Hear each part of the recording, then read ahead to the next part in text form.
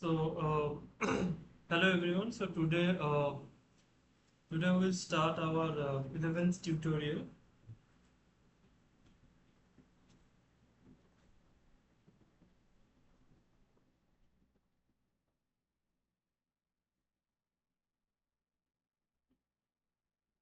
So, for today's tutorial, we'll be mostly focusing on different types of systems, like comprising of fermionic or bosonic systems. From that kind of system, we will try to calculate different types of thermodynamics quantities. Okay. So, so to basically to solve the problems, we basically require the previous knowledge, like previously the concept that we discussed in the statistical mechanics. So all of those concepts will be applicable in order to solve the problems that we'll be discussing today. So let me so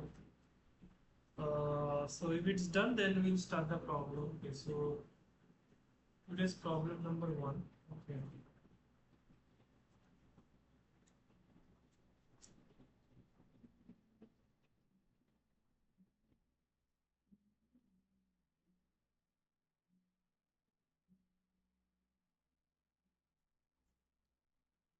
Problem number 1 is the value of the molar heat capacity at constant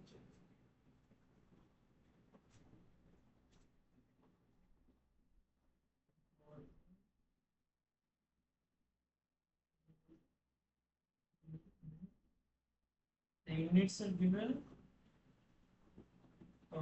calorie molars molars unit. So option A is 23.59, option B is 6.00, option C is 0.456, and option D is 24.1 per 7. These are the 4 options. Okay. So now I have to calculate the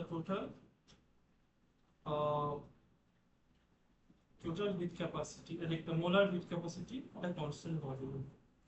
So in order to calculate that, first what we have to do, we have to derive.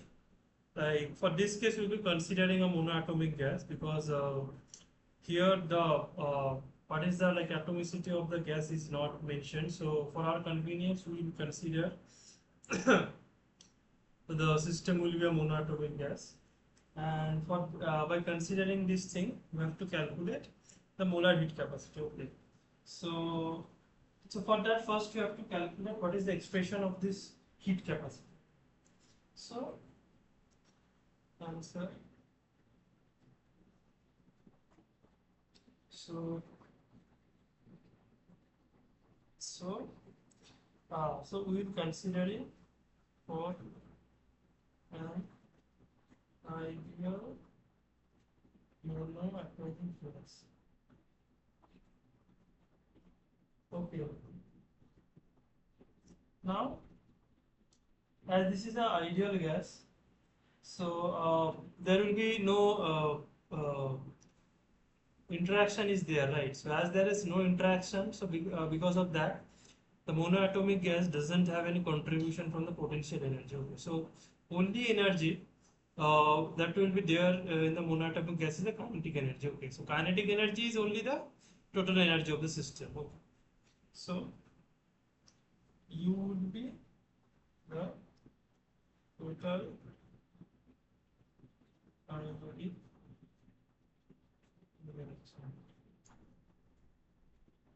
That is N into En. The reason is that as this is the ideal gas, so no interaction, no potential energy. So N is the total number of particles, and EA is the energy of kinetic energy of each particle. So N into EA would be the total kinetic energy. So N into EA would be N into 3/2 ET3. Okay. So this will become now. So we are going to write also. One is nothing but the total number of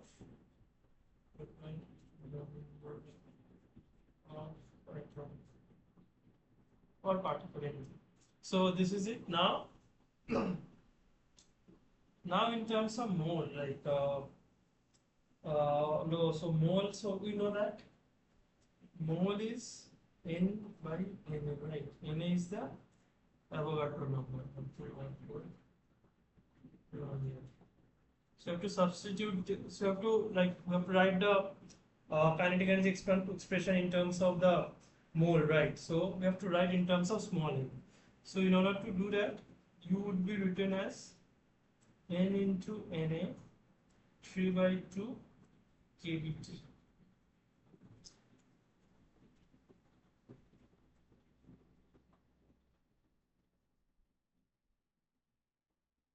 Okay. So this is it. So now,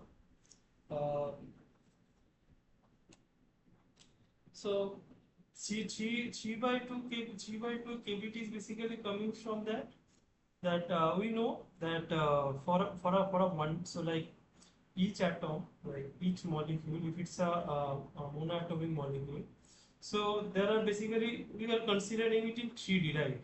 So there are 3 dimension is there.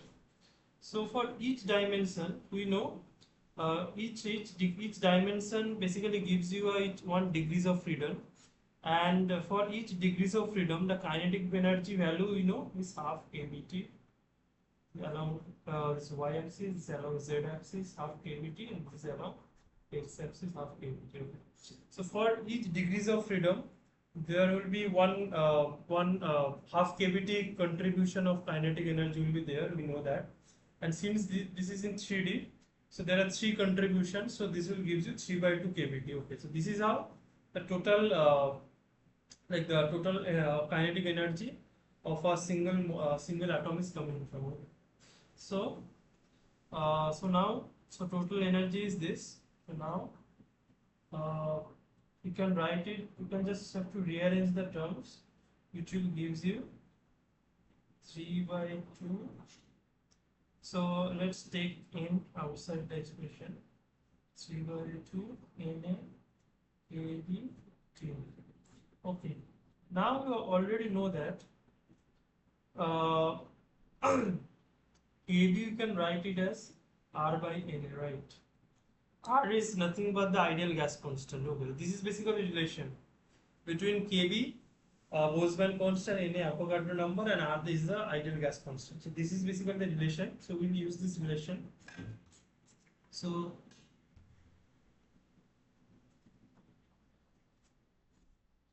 this relation basically gives us N 3/2 RT. Okay. Now, So now this is the expression of the total energy of the internal energy. Total internal energy. Total internal energy nothing but the if you like this whole system is constituted by small particles, right? So the total energy of the summation of the total energy of each particle will give you the total internal energy of the whole system. Okay. So this is basically for ideal monatomic gas. This U is basically gives you the total internal energy. Okay.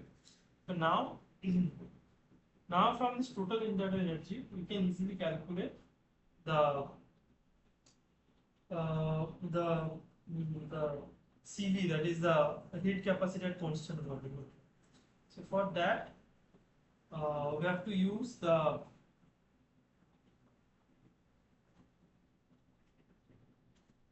okay. So you already know what is the expression of CV. CV specific heat.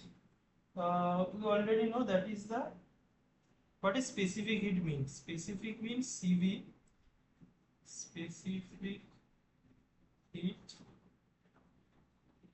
at constant volume, right? So what does that mean? It actually means that amount of heat required, that is dQ, to increase the temperature dT of a system, right? Of a specific system. So this is a system specific property. So like each system, depending on its what is the property of the system, the specific heat will also change depending upon the system. This is basically a constant thing for a single system. Okay. So now, and this whole thing is at constant volume. And now in mathematical terms, and this is molar specific heat. So this thing is like we have to calculate for 1 mole of the system. Okay. So by the definition, so by definition,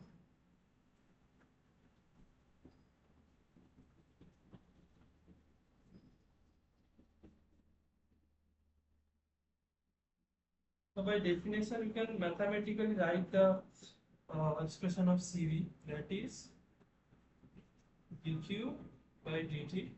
That is nothing but the amount of heat, the amount of heat dQ that is required to increase the temperature of the system by the amount dt. That is at constant volume, and as this is molar heat capacity, so 1 by n is there.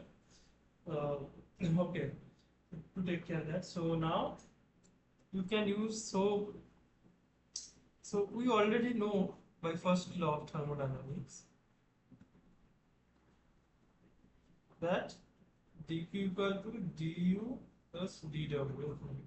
Now here dw simply means pdv, but as this cv is at constant volume, so this basically tells us that dv should be equal to 0. So that means dq equal to du plus dw. So du would be simply 0, dw would be simply 0. So now if you do that integration, the differentiation, so dq by dt at constant volume, du by dt at constant volume. So now u expression you already know, right? U is nothing but n 3 by 2 RT. N is basically the moles, number of moles. Now here if you do the differentiation, this gives you du dt simply as 3 by 2 nr. N is the mole number. Okay. So that basically gives us what? So dq dt at constant v simply gives you 3 by 2 nr. Okay, now from here what you have to do, So this is a constant volume, this is a constant volume. Now what you have to do? Now here, so now here, uh, so now let's so now the substituted is dq dt into this expression of Cv. Okay, so Cv is, we already know, 1 by n dq dt at constant volume. Now we have to substitute this dq dt expression here, which basically gives you half 3 by 2. Sorry, there is a 1 by n is this, but not half. 1 by n. 1 by n, 3 by 2 rt. So n and will cancel. This gives you just 3 by, so 3 by 2 r. Okay. So now we have to first, so you get the basically the Cv, right? Cv is just a constant. Okay, that is 3 by 2 r, right? This is basically the Cv. So now what you have to do, so r you already know, r is the ideal gas constant, right? So r is 8.314 joule mole inverse Kelvin inverse. But in the question, it's mentioned that we have to find it in terms of calorie. Okay, so we have to use the idea, we have to convert this ideal gas constant in terms of calorie mole. Okay, so in terms of calorie mole, this ideal gas constant will be almost equal to 1.987 calorie mole inverse Kelvin inverse. Okay. Now if you simply substitute this R into this thing Cv, which gives you 3 by 2 into R, so that gives you 3 by 2 into 1.987, that gives you 2 almost equal to 3 calorie mole inverse Kelvin. So the correct answer will be option 3. Sorry, so this is okay, sorry. So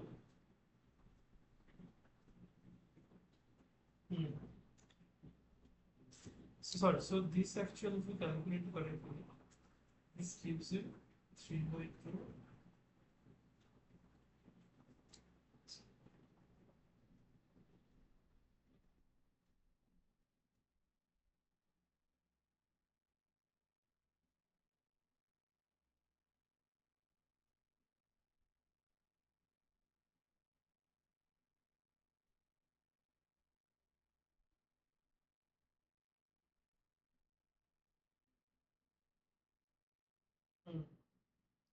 This basically comes 6. Okay, so this is the correct answer. Okay, option D6.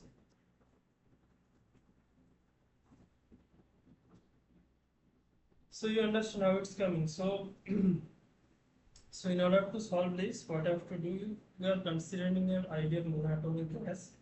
So here the thing is, first you have to calculate the total kinetic energy. So as this is a ideal gas, the total energy is only coming from its kinetic energy, right? And as this is a 3D system, so each degrees of freedom will contribute half kBT. So for all the 3 degrees of freedom, the total kinetic energy will come as 3 by 2 kBT. So now from here, as we have to calculate the molar heat capacity, so for that we have converting this total number of molecules in terms of moles.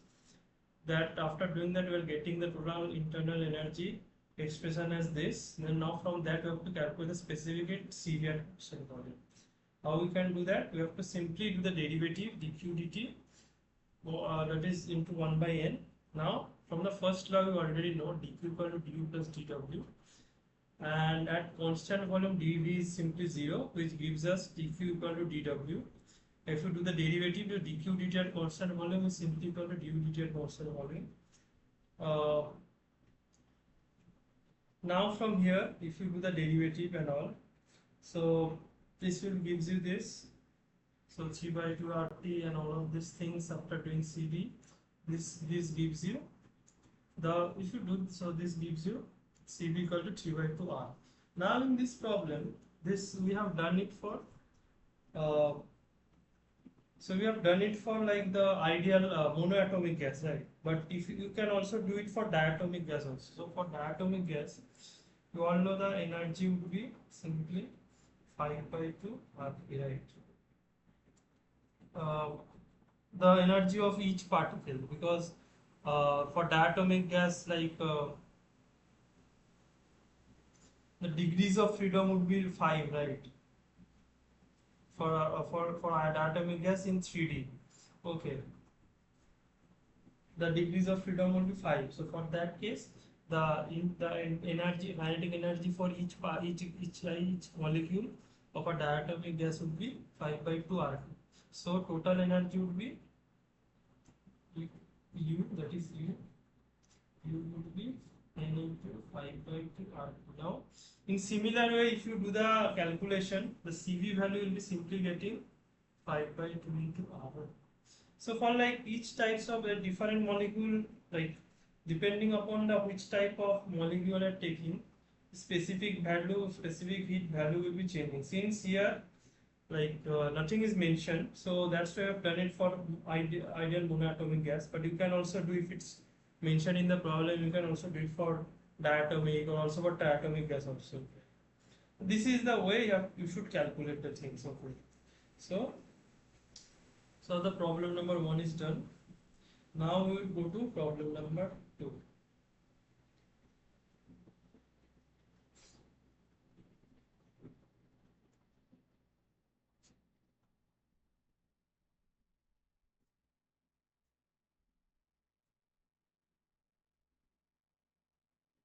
So problem number 2, the molar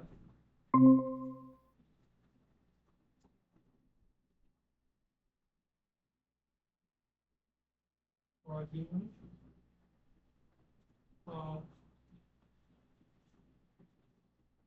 metallic energy is 26 times each atom of energy from gives its full 3s electron the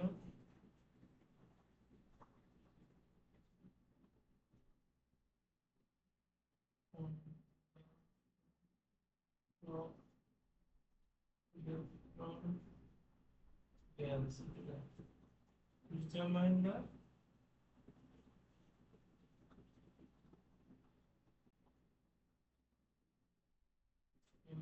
energy electron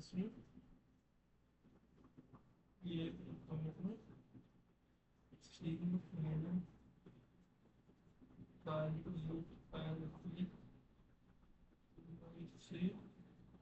is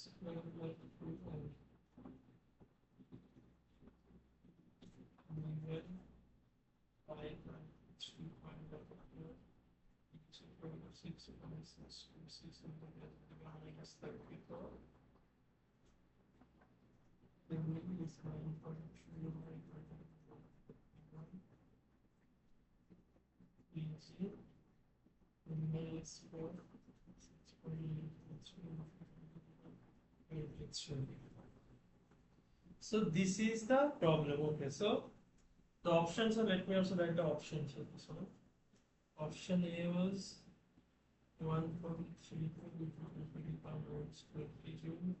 Option B was 7.53 volts per kJ. Option C was 1.35 volts per kJ. Option D was 7.53 minus 9. These are the 4 options given.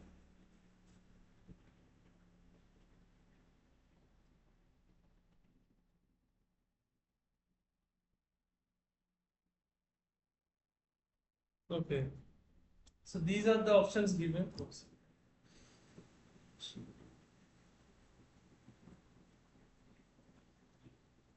Okay, so these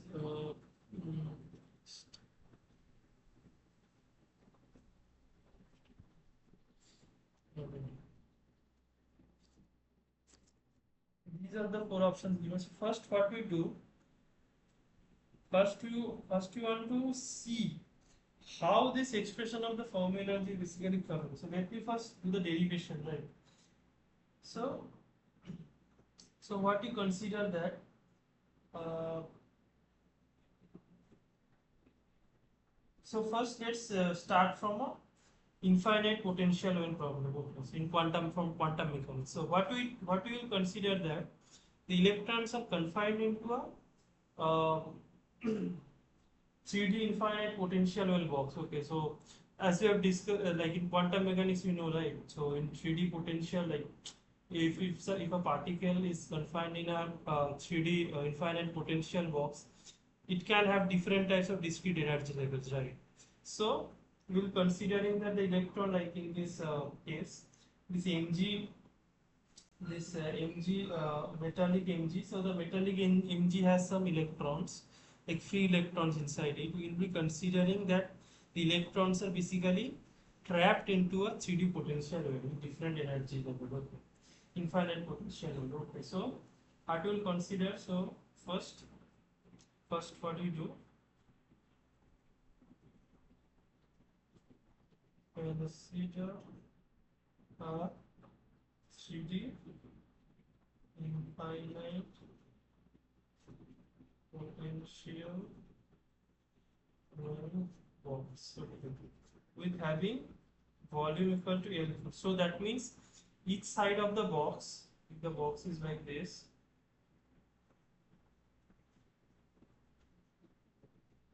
so like this side, so this side, the length of these sides are basically L. Okay, this side, these are lengths are basically L. So now what you can do using the quantum mechanics, what you can do here is so what we need, what we have to first calculate the momentum. Okay, what are the momentum? So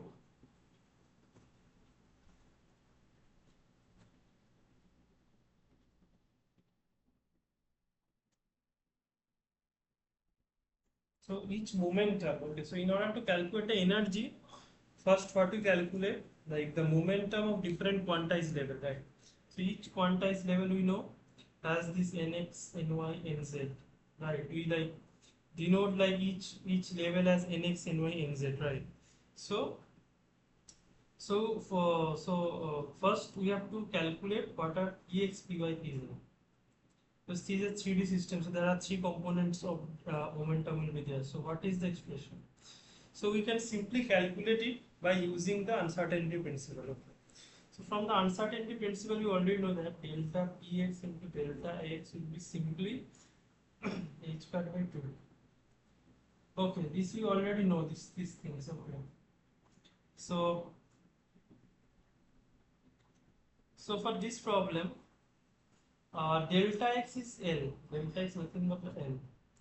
Delta, so let's take delta R, not delta x. Delta R. Delta R is here L. Whether you are taking x direction, y direction, z, like all the three directions. So basically, uh, this is basically L. Like the direction is basically L. Like the length uncertainty basically L. So now from here, the P you can calculate delta P is equal to P. You can calculate delta X would be 2 by L. Now this now from here, from using this, you can calculate Px, Py, Pz. Right? Px would be h squared by 2 into nx. Py would be h squared by 2 into ny. Similarly, Pz would be h squared by 2 is nz. Okay. So this nx, ny, nz is basically gives you the what is the state. So depending upon the states, the momentum and the total energy will be changing, right? So in order to account that, we are basically giving the states like nx, ny, nz. Now from here, the total momentum you can calculate is basically h cut. So p square will be ex square dy square plus pz square. Okay. So from here p would be h cut by 12 into nx square plus ny square plus nz square. Okay. Now from here, now we can write. So as we have discussed this nx, ny, nz. Let me write it here. So nx, ny, nz is nothing but corresponds to quantum states. Quantum states.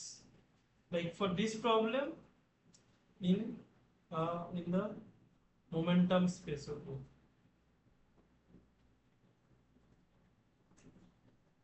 So for that, we can write n square as nx square plus ny square plus nz square. Right. So you can write n as n square as nx square plus ny square plus nz square, like this. Okay. Now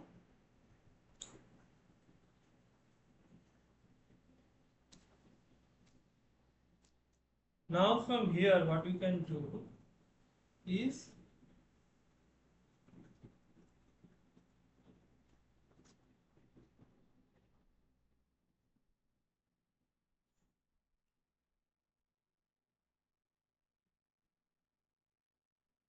now what you can do here, that as you know, so now we know that, so we will be using this concept that we know at 0 degree temperature, electron only occupy the quantum states from lowest energy states to maximum energy states up to the Fermi energy, right? Because we know at t equal to 0, the electron occupancy would be looks like this. This is the energy. This is the number density of electron. It should like this, right? T equal to 0. So it's up to EF, it's completely filled, right? So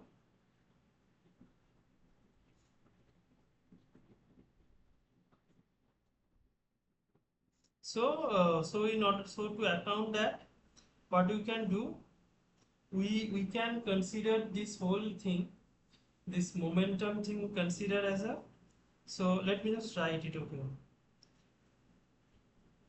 So if you consider this momentum space as a sphere, so let's consider this as a sphere. This is the nx, ny, and z. Okay. So if this is a sphere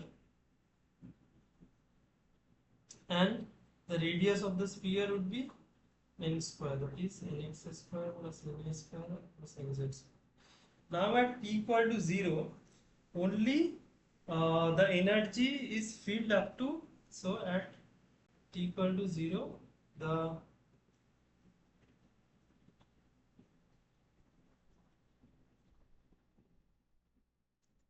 electrons occupy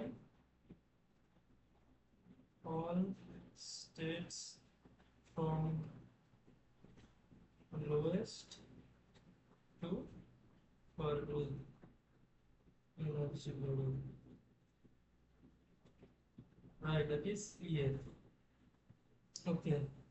So for that, so for up to that EF, you can consider so so quantum state inside the sphere corresponding to the EF you can consider as NF. Okay, so you can write it. So quantum states inside the sphere of radius NF, that is corresponds to EF is our field, right? Okay, so at t equal to 0, as energy is simply field from lowest to Fermi energy level, so corresponding to that also in quantum states also, the states up to which the our field is NF, okay, that is corresponding to the state EF. So now what you can do now, from this sphere, the total number of states, right, for first octane, like for one half of the sphere, you can calculate. Okay, so volume of the sphere, so from the volume actually you can calculate uh,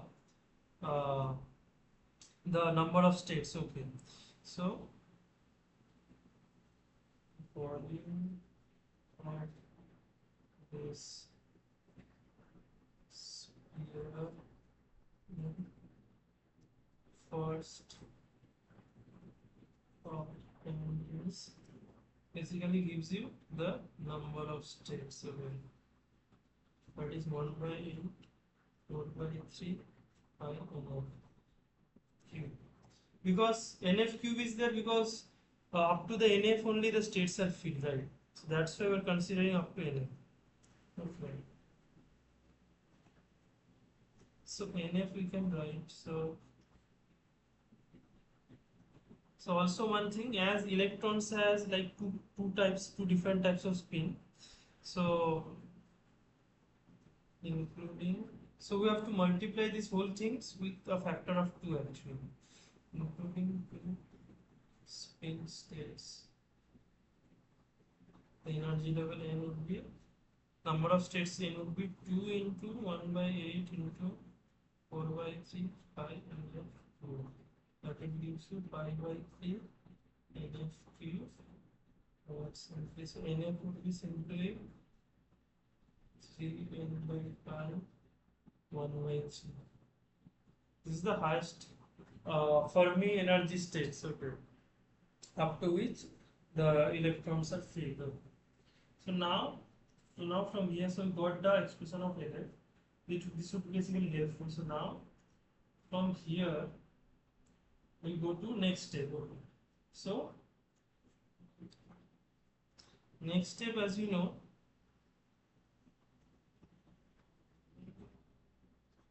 energy of a state of quantum of state n. The energy of state n you can write is like this, right? Equal to E square by 2m. P is nothing but h cut square by n. So equal to 2m by h cut n square by 2 4 square.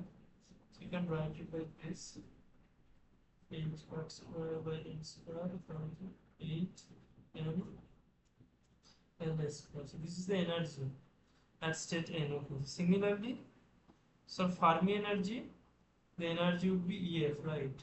At NF, the Fermi energy, that means the energy at NF. Okay. So EF would be simply h cut square by NF square by 8 m L square.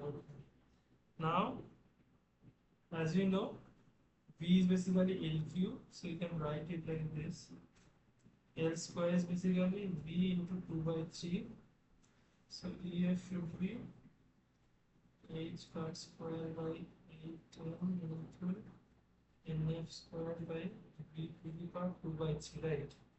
Now here we already know the expression of NF. Okay, so now just substitute the expression of NF here into this expression, which basically gives you the EF equal to h cut square by 8m into 1 by the power 2 by 3m by 5 2 by 3, which gives you 3m by 8 power e to the power 2 by 3 h cut square by 0. This is it, right? So this is how the expression of this Fermi energy is coming. Okay.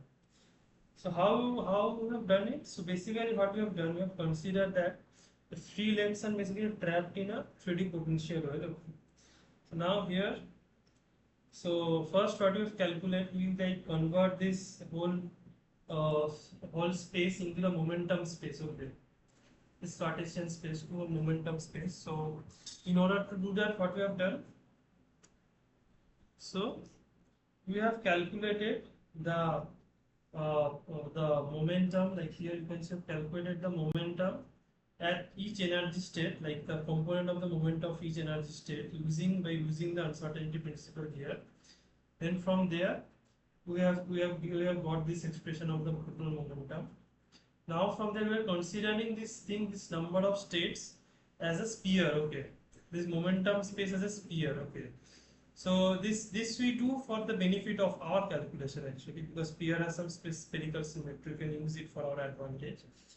So for like nx, ny, nz is the component of the states at three different axes. Then n square would be the radius of the sphere, of this momentum sphere. And at t equal to 0, we know the electron only occupy all the states from the lowest to Fermi energy level. That you already know, right? Now, for t equal to 0, so the quantum states that are filled, like the quantum states that are filled is from 0 to EF, the Fermi energy state, right? So, so corresponding, at t equal to 0, you can occupy all state from lowest to Fermi state. So what we do basically here, so corresponding to the Fermi state EF, there should be a energy state, right? Quantum state, right? So that quantum state we are referred as NF here. So that means that at t equal to 0, the energy state starting from lowest n to n equal to NF are filled. Okay, as after Fermi energy states are filled. So from that we can consider the volume of the sphere at t equal to 0 up to this Fermi energy level. That is basically gives you the number of states. So what is the number of states? Like we are considering the first octant only. So number of state is like basically 4 by 3 pi NF cube. NF is the radius. For this case, for t equal to 0 case, the NF the radius is simply NF. So first octant is 1 by 8 into 4 by 3 to pi NF cube. And we also have to include the two spin state, because electron can have two spins, right? So we have to multiply this whole number of states using a factor 2 here. So from there we are getting the expression of NF, like the Fermi energy state in terms of the total energy state, that is N. So now from here we get the NF. Now we already know that each energy state in quantum mechanics, this is basically the formula of each energy of a energy state n. En is the energy at that energy state n, that is each part square n square by 8m n square. Now from here, first what we are doing, we are writing this L in terms of V, and we also know the expression of NF. So we have substituted the expression of NF here. After doing that, we are getting the Fermi energy. Okay, so this is how the whole Fermi energy thing is coming actually. So now as we get the Fermi energy expression, so in the problem it is asked to calculate the total Fermi energy. Okay, so how to calculate that? So for that, what we have to do,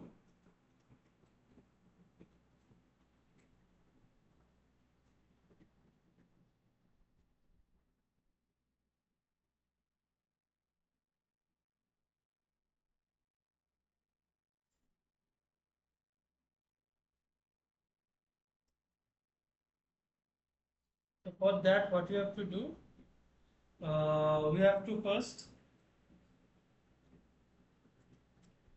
so write the whole thing. Okay, so first what we have to do, create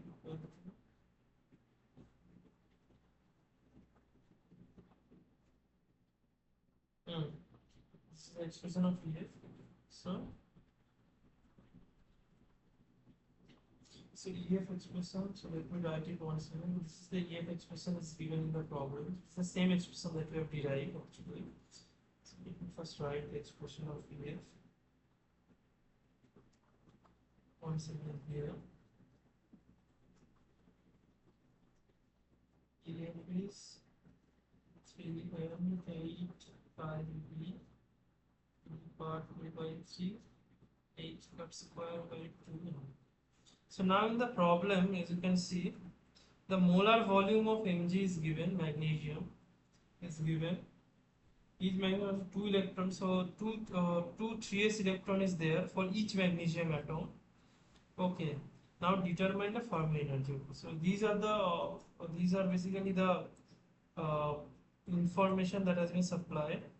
So first what we have to do, volume is given this, right? Molar volume. Okay. So Vm is the molar volume is 26.1 into 10 cc. Okay.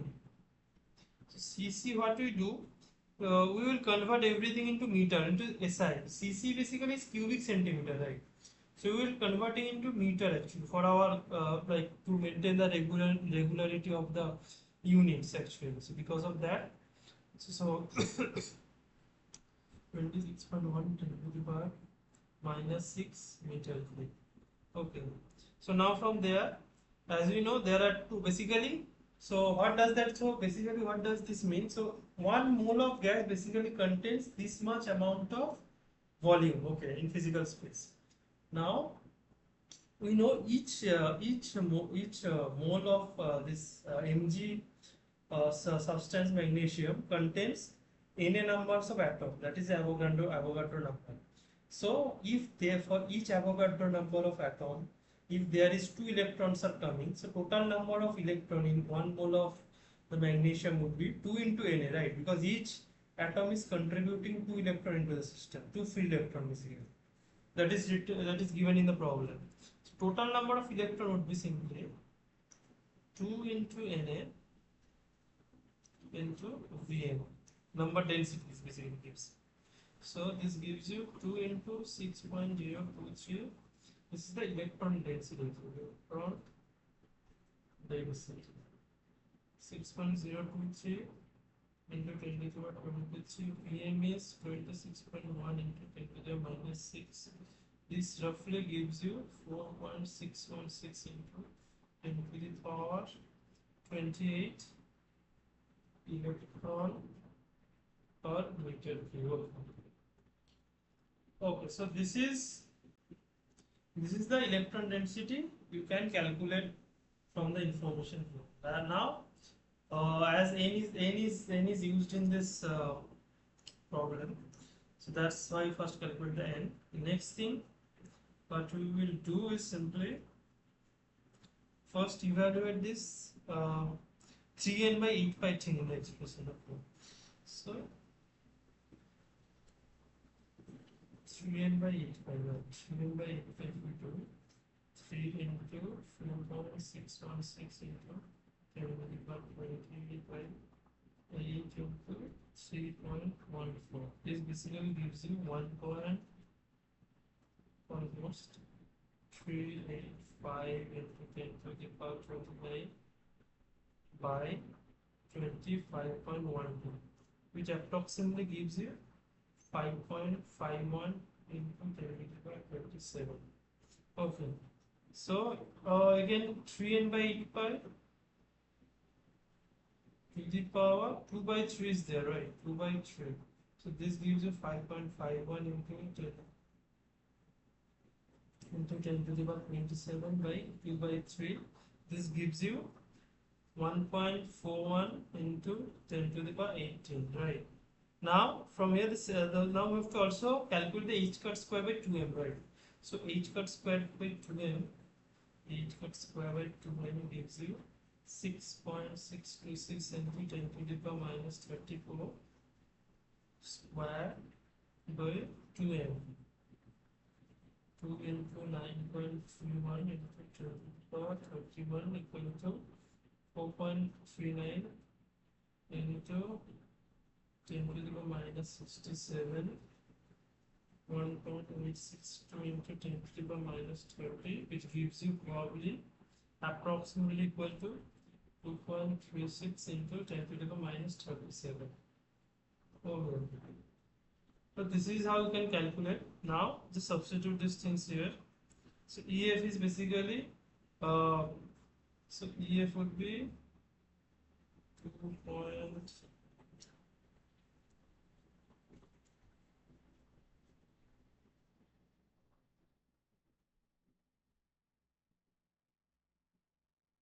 36 into 10 minus 37 into 1.41 into 10 to the power 18, will basically gives you 3.33 into 10 to the power minus 93. Is that E? Okay. Free the Fermi energy. Okay. So okay, sorry. So I've done a mistake. So this will equal to this. This will gives you 7.53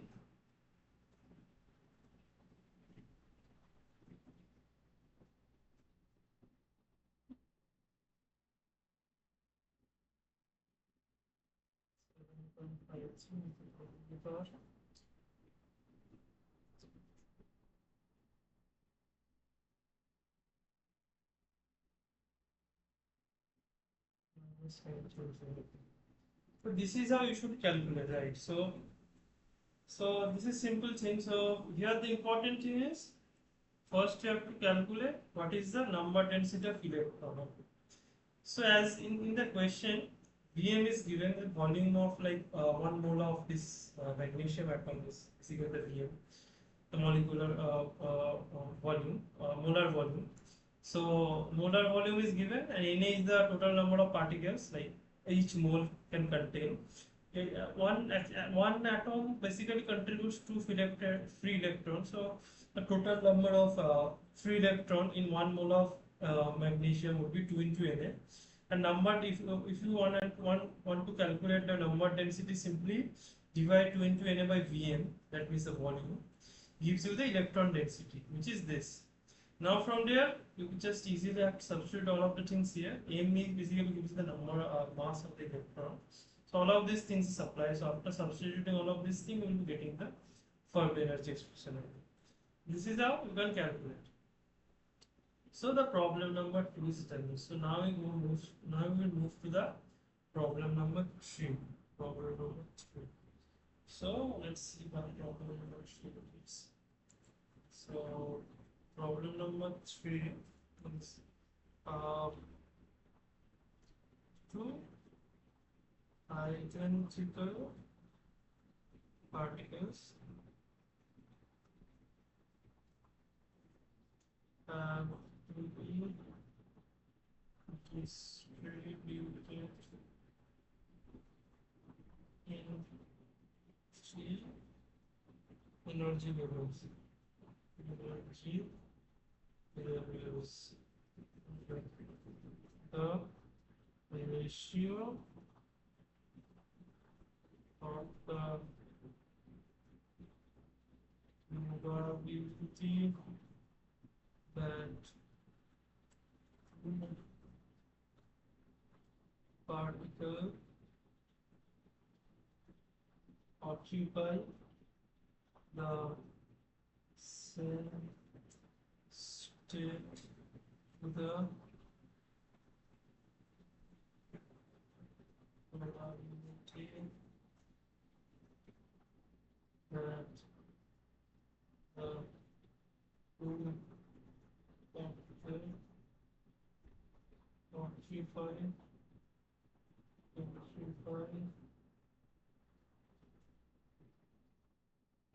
different states for B stat is option A 1, option B 1/2, option C 2/3, option D 1/0.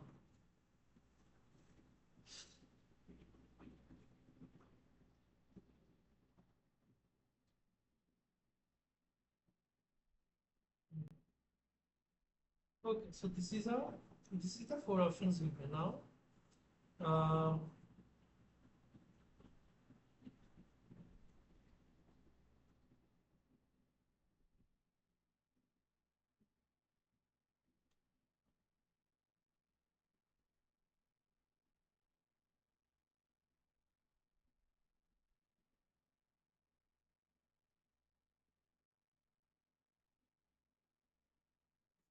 Now two particle has three distinct energy level. Okay. So let's suppose these are the two particles are there, one and two, and each states we can consider as of state A, state B, state C. So how many configurations are there? So one case would be both of the particle having the same state, AA or BB or CC, right? So these are the combination where both particles in same state. Okay. This is the one configuration. Okay. Next configuration is both the particles are in different states. Okay. So that is also three. There are three possibilities. One is AB, AC,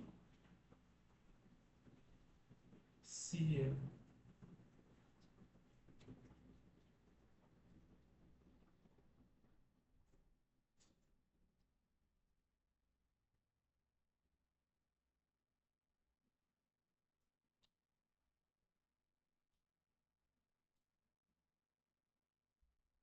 Sorry, BC. This is BC.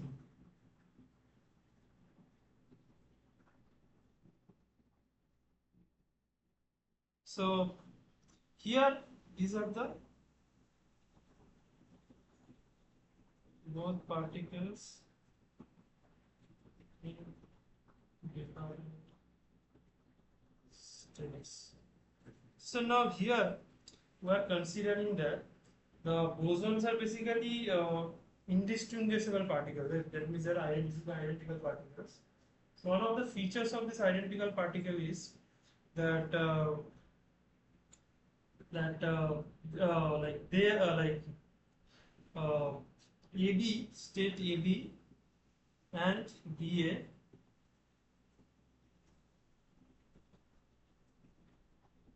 BA are same state, basically same state. Right. The reason is boson is this thing. For that reason, these particles are basically similar. Okay. So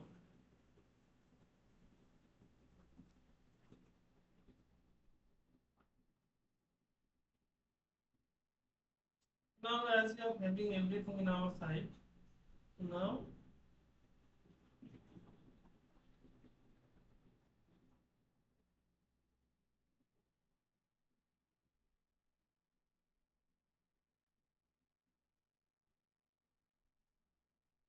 so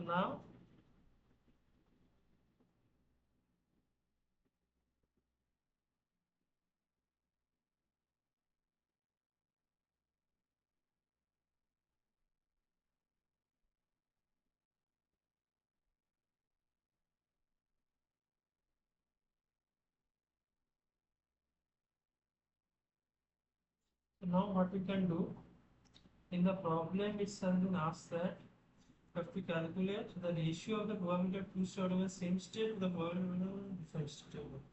So the probability of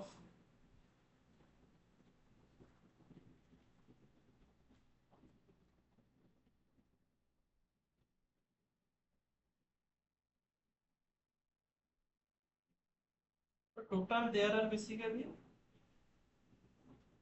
total number of sample space.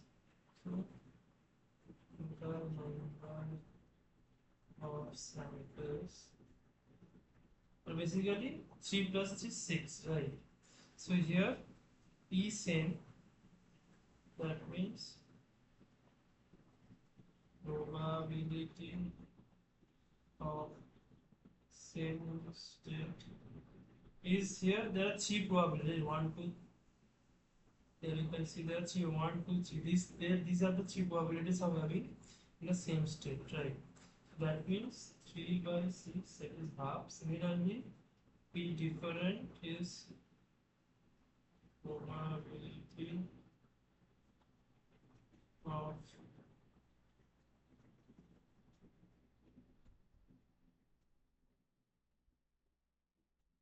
different steps. That is also 3 by 6, right? Because here also there are 3 possibilities. There is 1, 2, 3. So for here also 3 by 6. So the ratio would be simply R would be P same by P different. This gives you half by half. It gives you 1. Right.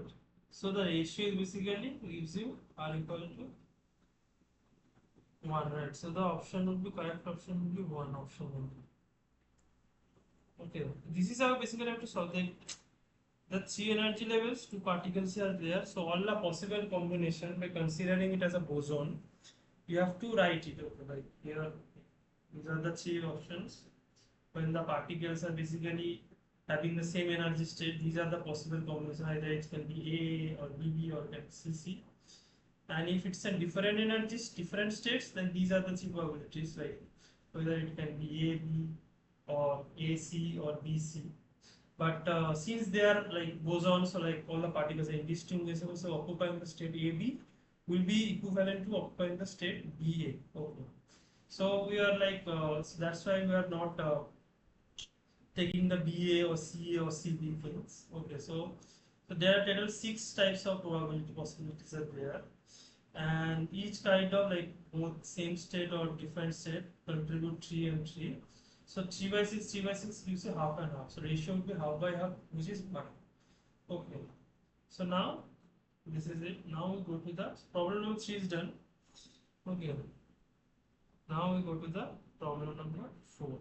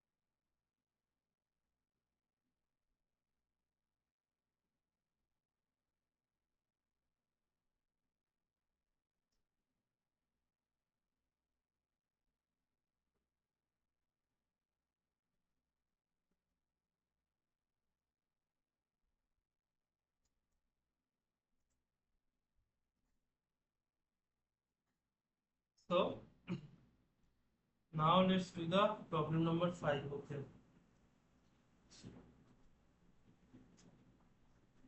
So sorry, problem number sorry, problem number 4. Sorry. So problem number 5. My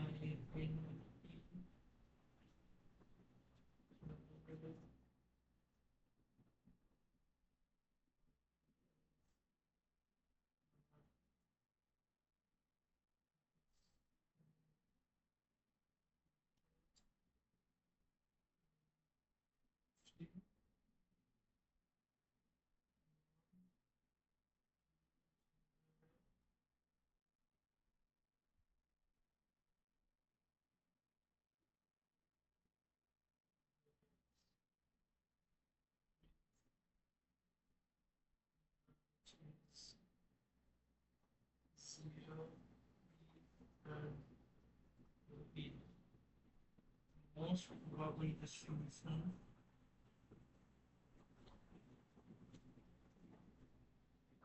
most probable distribution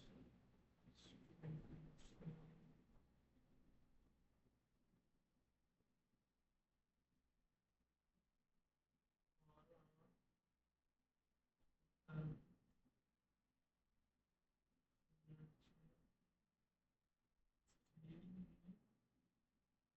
is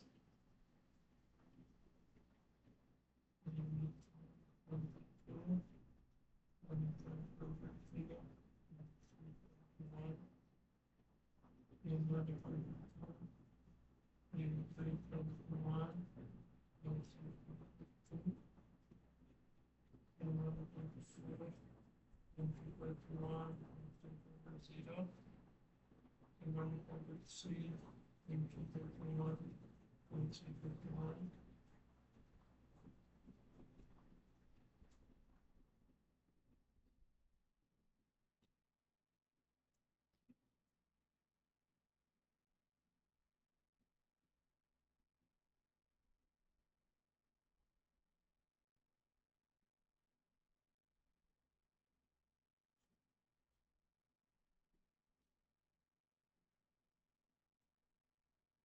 So now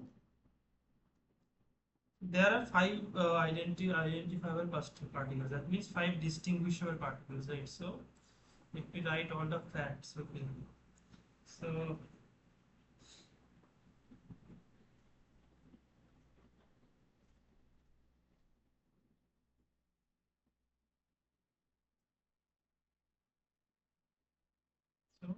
five distinguishable particles, okay.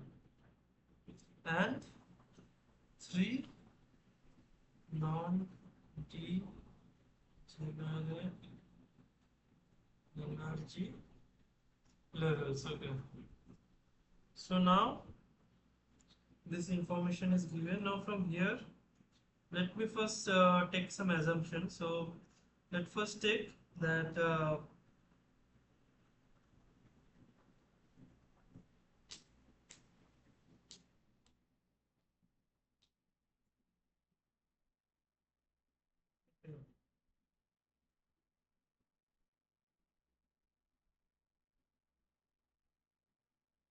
so like there are three states basically, E1, E2 and E3. Let's suppose E1 at N1 particles, E2 is N2 and E3 is N3 particles, right? So the constraints are N1 plus N2 plus N3 should be equal to 5, and total energy, the probability the probability for total energy you have to calculate is 3, right? So that is 0 into N1 plus E into N2 plus 3E into N3 would be simply 3, okay. Yeah, 3. So the energies are, let me check, 0 E2, so this is 2E. So this is 2E. 2E is 3. So now you have to write all the possible. These are the two constraints, okay. So let me write all of the possibilities first, okay. So 2 energy state, 3 energy state, right? So 0,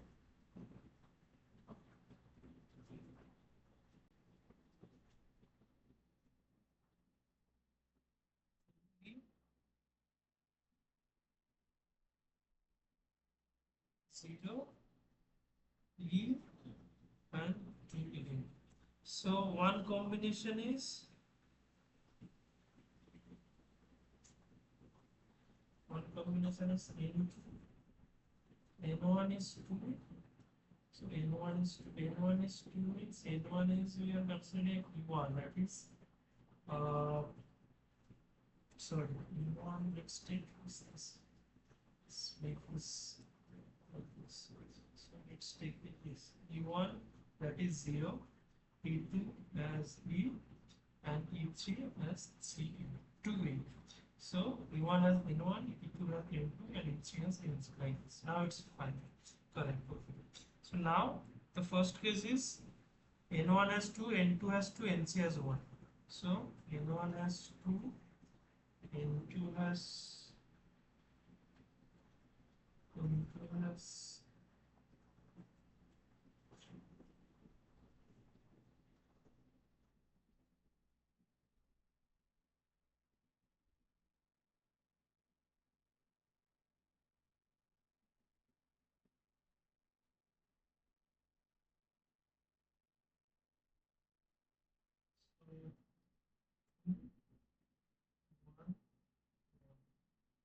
this is one possibility. Second is 212. 212. This is your possibility. If you take 212, this is only 2 models. So first is 2 models.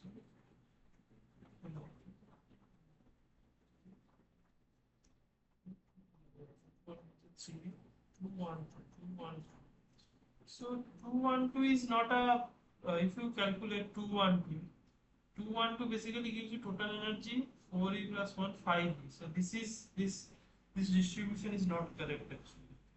410. 410. Similarly for 410 you are cannot getting 3, right? So 410 you can also be cancelled. You only get E. This is also cancelled, right? And the last option is 212, 410, last one 311. 311. So 311 actually gives you 3, yeah. So these two are the correct distribution. So 221 and 311. So now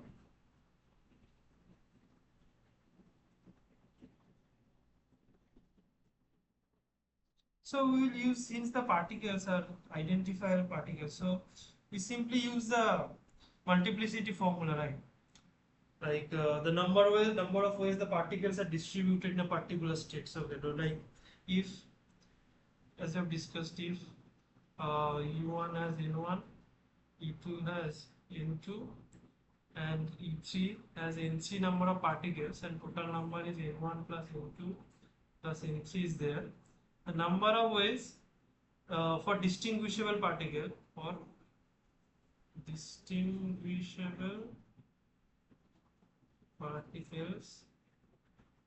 the number of ways this distinguishable particle are like distributed in a certain way, that like N1 would be in U1, N2 would be in E2, and N3 would be in E3, would be simply, the distribution would be simply n factorial by n1 factorial, n2 factorial, n3 factorial. This is like the possible ways of distribution.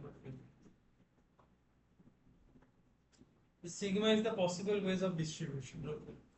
So now for this problem, the two possible ways are, one is 2 to 1. Okay, one is 2 to 1. See, 2 to 1 is also not correct. If you see, 2 to 1 is also gives you 4E, right? This is also not correct. So only option we have 311. Okay, and other than that, we can have another option. Although this is not given in the problem. This is 1 1 2, right?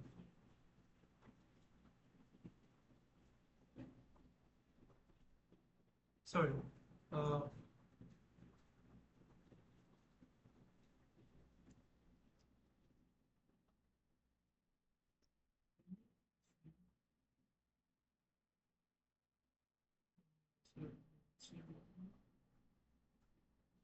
Zero, 3, 2. This is also a possibility. Okay. So having 3. So let's take these two, because the rest of the 3 simply doesn't gives you the total energy. Okay. Like total energy constant, that is like it has to be equal to 3, right? So other 3 options apart from the option, say option in 4, do not satisfy that constraint. Okay, so let's calculate the probability. Okay. So for case, let's take case 2, 3 over 0. That would be sigma 5 factorial 0, 0, 6 into 1, this gives you 10. Now for the case 311, but 311 sigma would be 5 factorial, 3 factorial, 1 factorial, 1 factorial. This gives you 120 by 6 into 1 gives you 120 by 620. The 311 is the most process. 311 has the maximum multiplicity. maximum configurations we can say. So as this has a maximum configurations, that means it's the most probable, like out of these two. Okay, this is how you can calculate. Okay, so what we have done here, so like there are 5 particles, 3 states are there. So so what is the most possible configuration for getting the total energy is 3. Okay, so we have like written the all the possible distribution that can be happened, and all the distribution that is given as an option in the question. So what I have found that all the 3 options are actually not satisfying this energy constraint. These are the 2 distributions that only satisfy the energy constraint and also the number constraint. So for that for that 2 cases, we are considering the total number of configuration, like the total number of possible ways how this like in this configuration the particles can be distributed. So for that we are using this formula of the multiplicity. For the first case, that means 230, we are calculating the multiplicity that gives you 10, and for 311 similarly we calculate the multiplicity value gives you 20. This means that the 311 has the maximum configuration, which means it's most probable distribution. Okay, so that is how one can calculate. So this problem is now done. So now, as this problem is done, we go to the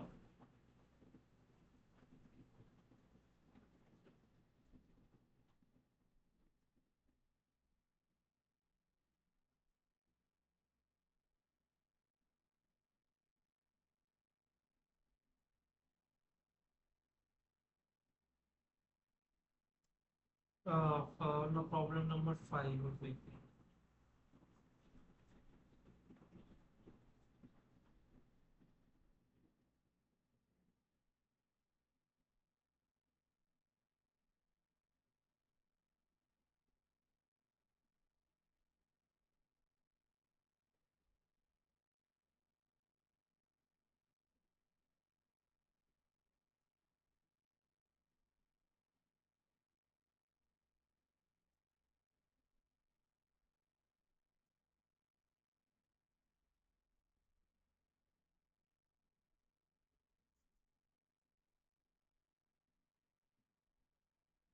Let's write the problem.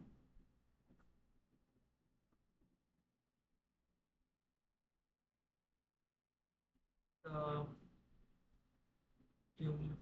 temperature of 72 grams of water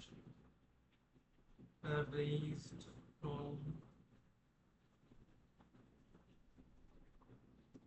30 degrees centigrade to 8 degrees centigrade constant pressure,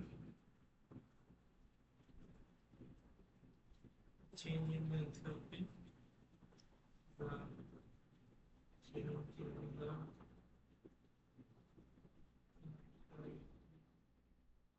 of the system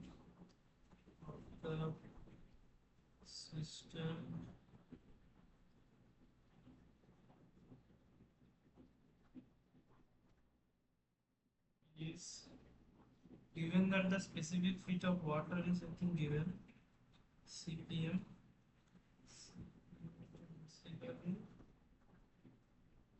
52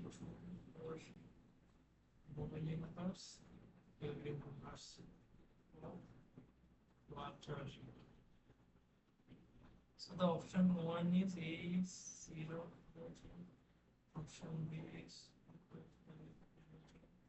option C is 10.0 kilojoule, and option D is 10.5 kilojoule.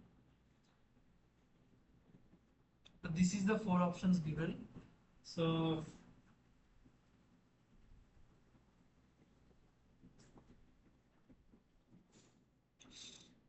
so in this case, like in the water the temperature is raised, so you have to basically at a constant pressure you have to basically calculate the enthalpy. So let me first write the expression of the enthalpy. So enthalpy we already know is a thermodynamic potential, right? So it can be written like this, right? Enthalpy H is written as U plus PV. U is already know is the internal energy here. This is you already know. We have done in like previous tutorial, right? Pressure is this is pressure. And V is the volume. Now change in the enthalpy will pose like this. Delta H should be delta U plus delta PV, which gives you basically delta U plus P delta V plus V delta P. Here the whole thing is happens at a constant pressure, right? That means delta P would be simply 0, and this gives you delta H as delta U plus P delta V.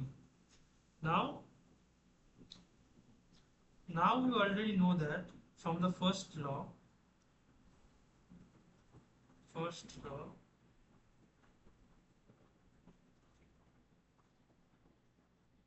delta Q is delta U plus delta W, right? So delta Q, that means is delta U plus P delta V. So by comparing these two, we can write delta H as delta Q, right? For constant pressure, we can do this.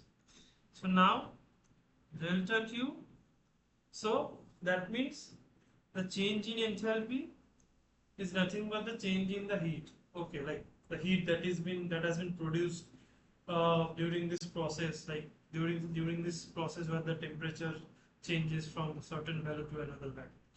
Now delta Q, so as here the temperature is changing, so delta Q we can write in terms of change in temperature.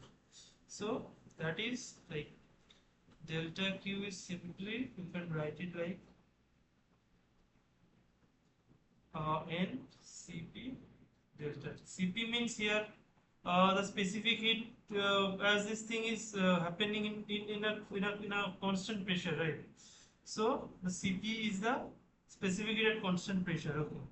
So delta H would be simply N Cp delta T. Now here N is the number of moles. Here Cp is the molar heat capacity. Delta H is T final minus T initial. Cp is the specific heat and N is the number of moles. Okay. Now mass is here is mass of water is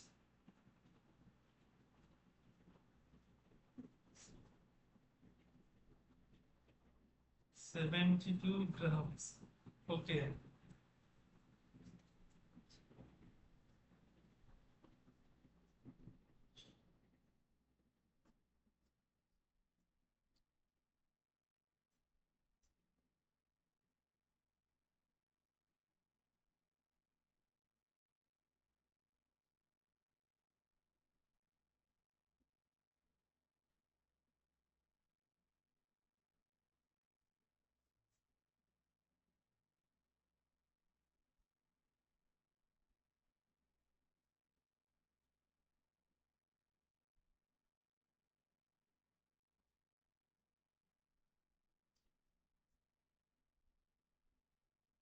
So here the change in temperature is delta T is simply 80 minus 30.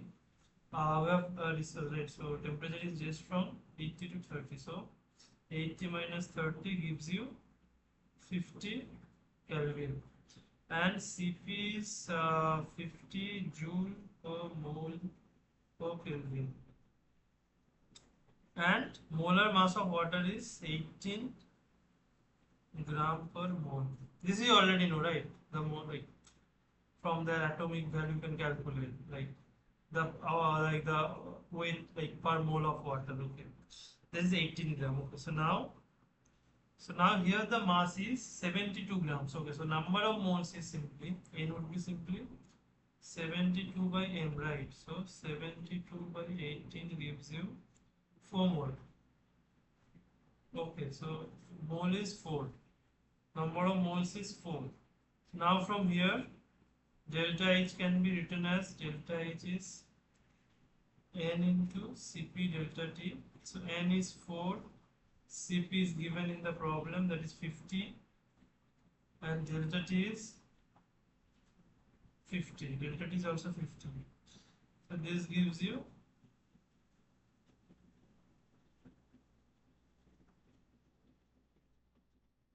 10,000. Right, 5525 into 4, 10,000. 10,000 kilojoule, 10,000 joule. In terms of kilojoule, it can be 10 kilojoule. So the correct answer would be, that means 10 kilojoule. That's the correct answer. How?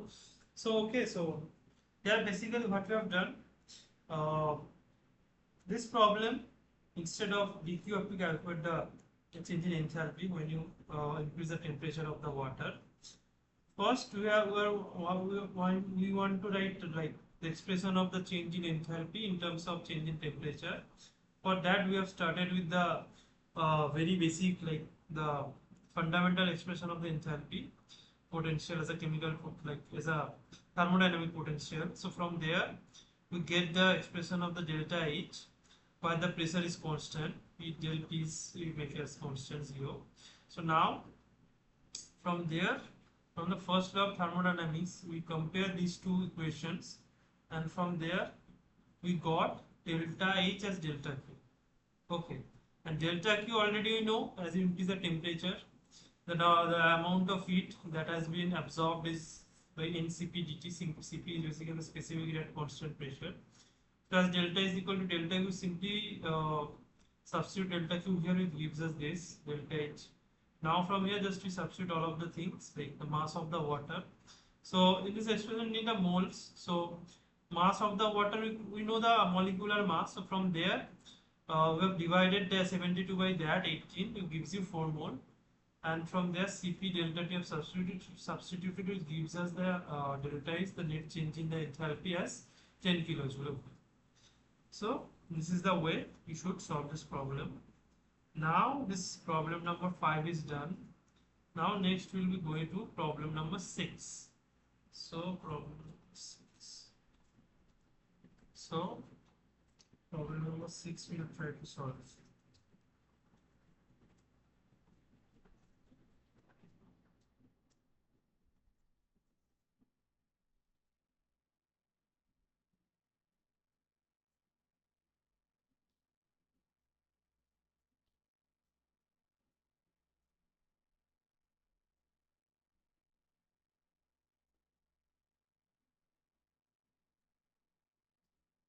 Problem number 6 is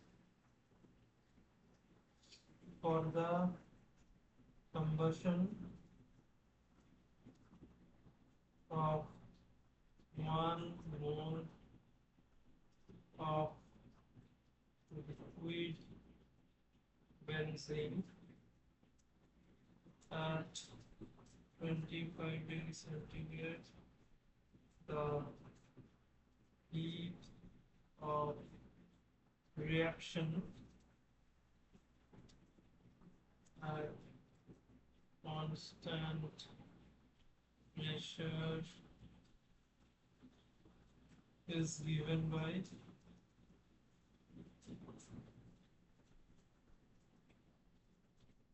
C6H6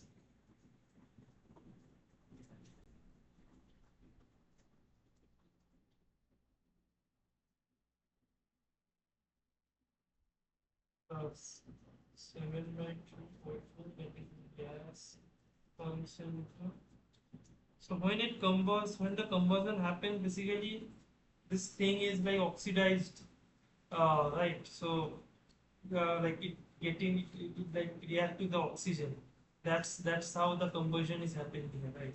So it basically converts into 6CO2 plus 3H2O. And the delta H for this reaction is -78096 980 calorie. Okay. What would be the what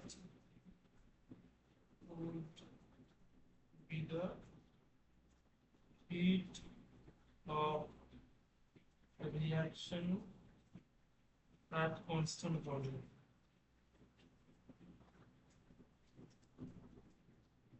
That we have to find out. Okay. So the options are also given.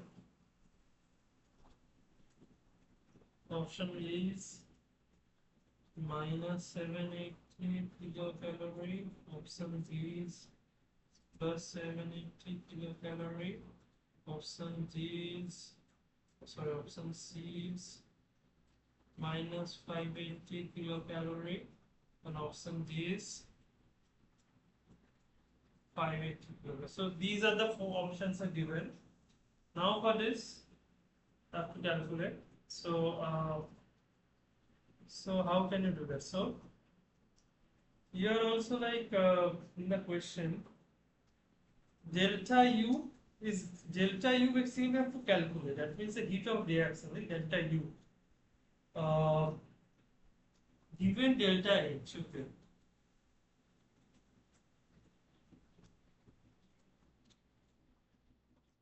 So how we can do that? So for that, we know one thing, right? Delta H is like from the previous problem, right? Delta H is basically delta U plus P delta V. Okay. Now for this problem, delta is comes from this delta H equal to delta H. Right. From this, it's basically coming. So now here, what you can do actually. So here, nothing like change in volume is given, right? So you can use the ideal gas equation, PV equal to nRT. From here you can write P del V equal to delta and RTC. Like in this expression only n is changing, right? Delta n is, so there will be only change in delta n only. Okay. I mean the only change will be in n only. Okay, so P delta n would be delta and RT. So now from here, delta U would be set delta H minus delta N RT. So here delta N we discuss is the change in moles of gas. So here only you have to consider the change in the moles of gas, not the other items. These things in the reactions, so like this thing is gas, O2 is gas, CO2 is in gas. Okay, so only the change in mole for gas you have to consider, not the other things. So T is the T, what is given? T is temperature for 25 degrees centigrade. Okay. So T, that means 273 plus 25, that means 298 Kelvin. Okay. Would be the temperature when this experiment is happening. Now for this reaction, let me write it once again. C6H6I plus 7 by 2 O2 gas equal to 6 CO2 gas plus 3 H2. Now here I this L is liquid. L is liquid. L actually. So delta N would be simply 6 minus 7 by 2, that means 6 minus 3 by 5, 3.5 gives you 3.5, right? Now I have to plug it into the formula. So delta U would be delta H minus delta N RT. Now from here, delta H already know, delta U would be, delta H is given right in the problem. Calorie. Now we have to write it in terms of kilocalorie because the answer is, so first let's do it in calorie, then we'll do it convert into kilocalorie. 780,980 minus 2.5 into 1.987 into 98 gives you 2 minus 780,980 minus 1480.415, which gives you 782,460.415 calories. Now, if you convert in kilocalorie, this simply gives you around 782 kilocalorie. What is in minus of? So, the delta U, that means the change in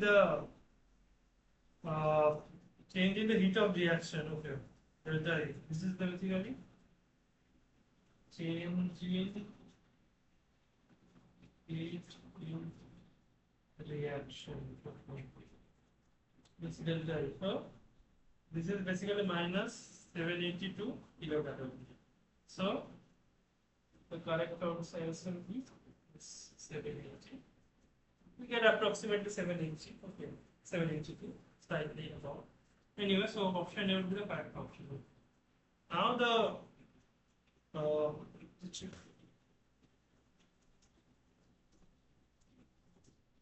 Now now like we have covered almost all the problems for the assignment. Now we will do some extra problems, so because we still have around 20 minutes remaining.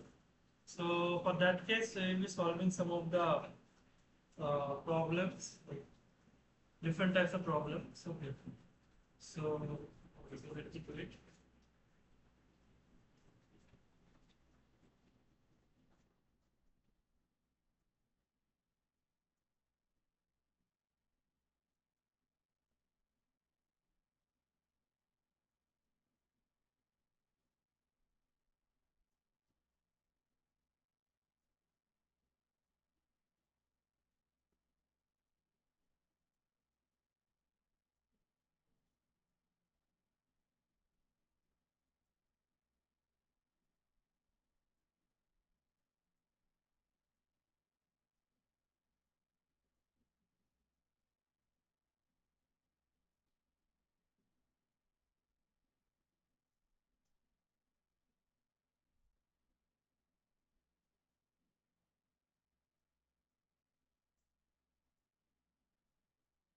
In a system in thermal equilibrium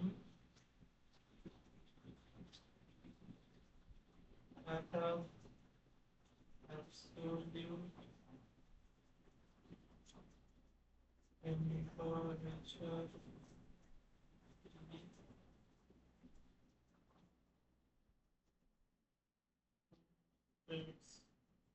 with energy difference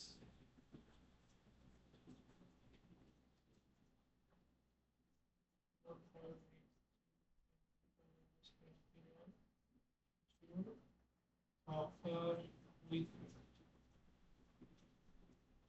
relative probability is square. Okay. Reduce the temperature. Reduce the temperature. Okay, so basically there are two energy states. Okay, so the energy difference of these two energy states are basically given 4.8 into 10 to the power minus 21 joule. Now the probability difference, like the occupying, like the there are certain probabilities associated with each state, right? Probability of occupancy, okay. And that difference, the relative difference between the probabilities is basically E square. So these two things are given. Basically, you have to calculate the temperature, okay. So for that, so let me first write. So what are the information given? So answer. So delta is, that means the two states, E1 and E2. The energy difference delta is 4.83 into 10 to the power minus 23. This is the energy difference.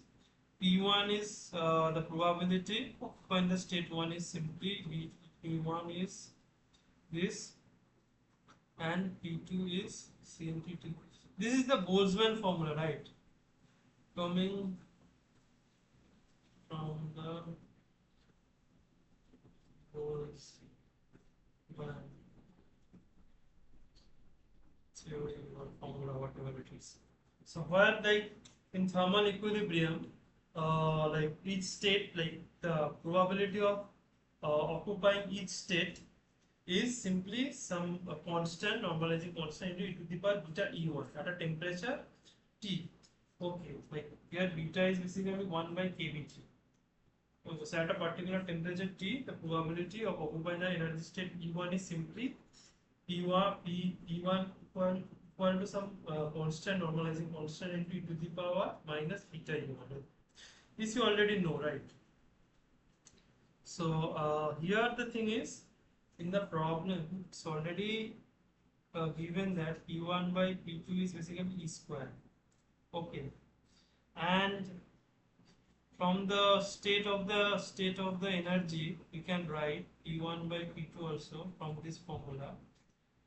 C e to the power beta E1 by C e to the power beta E2, which gives you P1 by P2 equal to C will simply cancel with each other, e to the power minus beta E1 minus E2.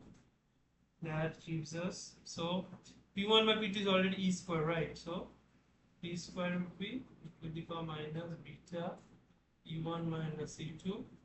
So now what you can do, you can write it, P square is equal to the power plus, you can take the minus outside, E1, E2 minus E1. So by comparing these two, you can write it like this, 2 equal to beta E2 minus E1 equal to 2 by 1 by kBT E2 minus E1.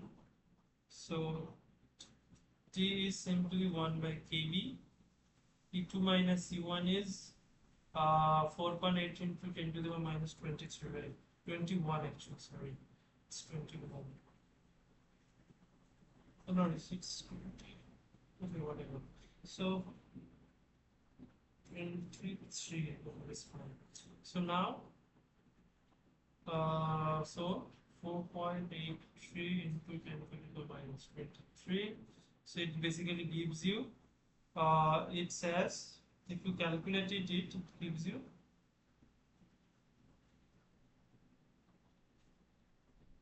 equal to 175 Kelvin. This is where this is what the temperature should come. Okay.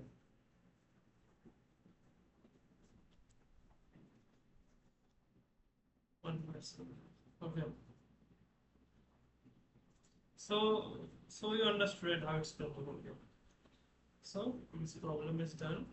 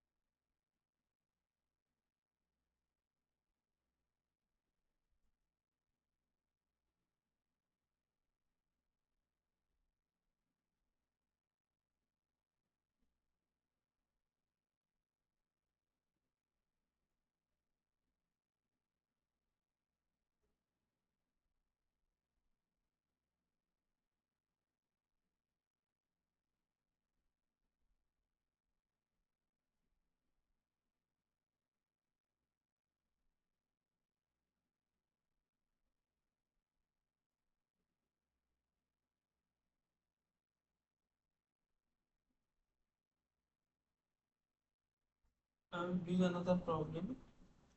So here the problem is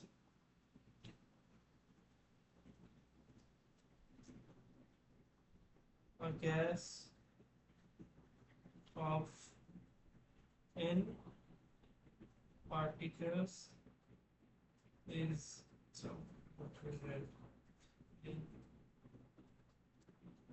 A gas of n particles is enclosed in a volume V at a temperature T. The logarithm of the partition function is given by ln z equal to n ln p minus pn into kBT by half, where V is the constant with appropriate dimension, constant with appropriate dimension. Okay, this is the problems given. So the first question, there are two questions basically. So for this problem, so the question number 1 is, if E is the pressure of the gas,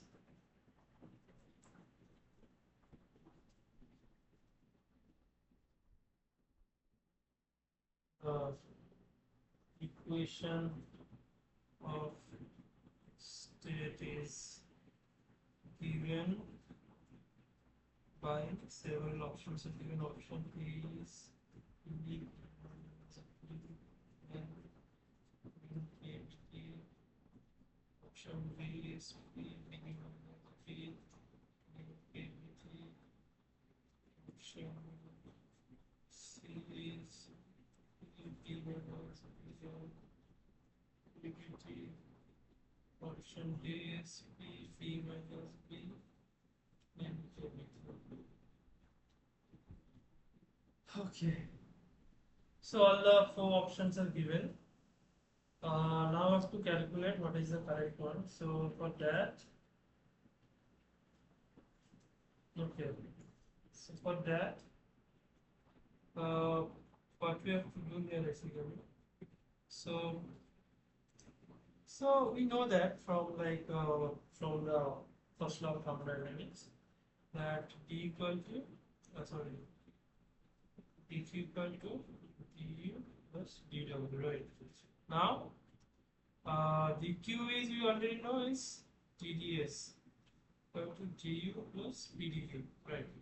Now for the case for constant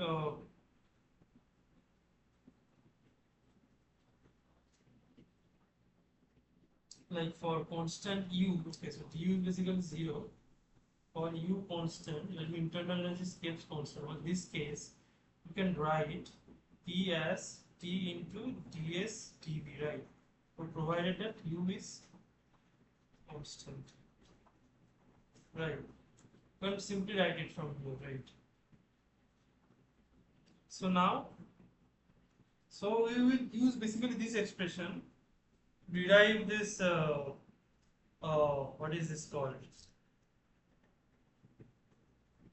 Derive this equation of gas, equation of state. So what is S? S is basically T into ln Z, entropy. T is ln into Z. So this is basically ln Z is already given here. Z is n into ln V T minus Bn into kBT by half. Okay, this is the S, entropy S. Now here B is the constant. B is constant, you already know. Now from here P is simply T into del V T n ln V minus Bn kBT half. Okay, so P is basically so now I can write this whole thing like this. So this would be P would be simply T into TB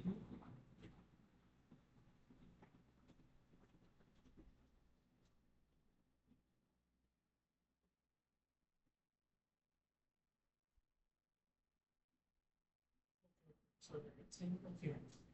So here S is KB del T of LMC, right? This is it. So here KB is del S is del T of Tn into KB T into LNZ, T into N into Ln P minus Bn into kBT whole to the power 3 by 2.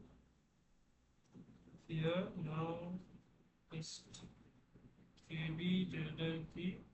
Now that write the like we have to expand the law, which gives you Tn ln P minus Bn minus Tn cube by 2 ln kBT. Okay. Now if you do the derivative, so this gives you kB n ln B minus Bn minus, if you do the derivative with respect to T both the ways, it gives you kB 3 by 2 n ln kBT minus 3 by 2 n. Okay. Now from here if you do it, S would simply gives you kB n ln B minus Bn minus 3 by 2 kB n ln kBT minus 3 by 2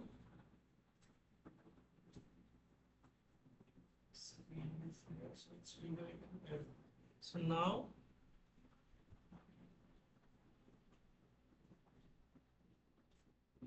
T into P is, we know T is del S del V constant. Now here only the function of V will survive. That means as this the derivative is with respect to the V, so which means that only this term would survive, right?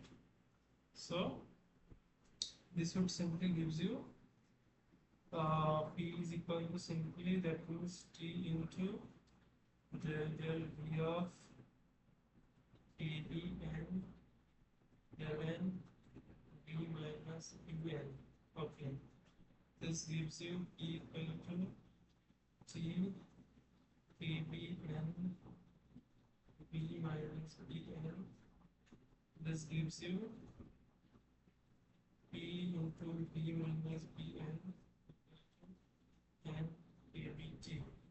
So this should be the equation of state for the gas. So the correct option will be option, this option.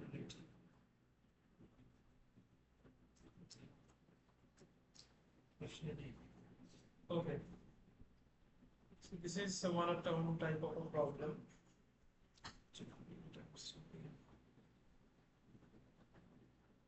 So another problem also you can do. So similar way, what you can do is next problem is basically ask you the internal energy of the gas is given by option A is U equal to half EBT, option B is U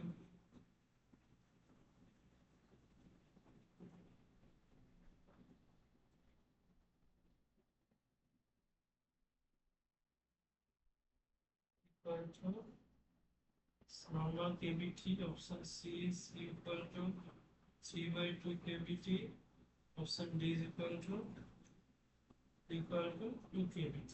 Okay. So now for that, as you know, U is simply U simply is minus delta ln Z delta beta, right? So now del beta. So now here what you have to do, ln Z you have already calculated, right? Ln Z is basically here the main thing is this is only the function of beta, right? This KBT, beta means the KBT, function of KBT will be considered here, right? So if you substitute ln Z here, so only term that will be survived is minus n into beta square b minus bn into b minus bn, b minus bn is plus n is 0.